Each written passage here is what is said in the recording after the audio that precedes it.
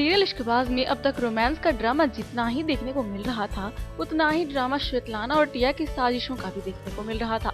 वहीं टिया और उसकी मां मिसेस कपूर मिलकर अनिका को मारने का प्लान भी बना रहे हैं, क्योंकि अनिका ने उनकी हर साजिश को नाकाम करने में अहम भूमिका जो निभा रखी है, जिससे बार बार उनके चालों पर पानी फिरता जा रहा है। इसलिए अब टिया की मां ने अनिका का किस्सा खत्म करने का पूरा मन बना लिया है। आपको हमने अपनी पिछली रिपोर्ट में बताया था कि लोहड़ी की पूजा में शिवाय ने किसी और की बात ना सुनने की बजाय अपनी दिल की बात सुनी और अनिका के साथ लोहड़ी की पूजा में बैठने के लिए अनाउंस कर दिया, जिसे देखकर शिवाय की मां पिंकी और टिया के साथ उसकी मां मिसेस कपूर पूरी तरह से चिढ़ उठते हैं। इसलिए अनिका को हमेशा के लिए अपने रास्ते से हटाने के लिए मिसेस कपूर एक शार्प शूटर को बुलाती है। वहीं शिवाय शार्प शूटर को देख लेता है और अनिका को गोली लगने वाली होती है तो वो उसे बचाने के चक्कर में शिवाय को लग जाती है। अब इसके आने वाले एपिसोड्स में आप देखेंगे कि शिवाय को तो हॉस्पिटल में भर्ती कर दिया जाता है और वो काफी बुरी हालत में भी है, लेकिन इधर ओबेरॉय हाउस में कुछ और ही ड्रामा होता है।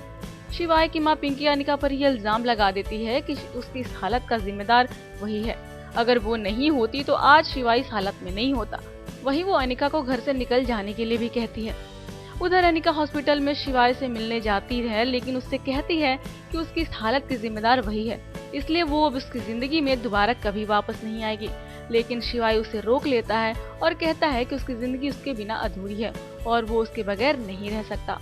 प्यार करता है वो उससे, जिसे सुनकर अनिका उस पर फिदा हो जाती है। अब ये देखना होगा कि शिवाय के इस लव कन्फेशन के बाद अनिका उसे छोड़कर जाती है या फिर उस पर हुए हमले का पता लगाती है। तो अब न्यूज़ से प्रिया की रिपोर्ट।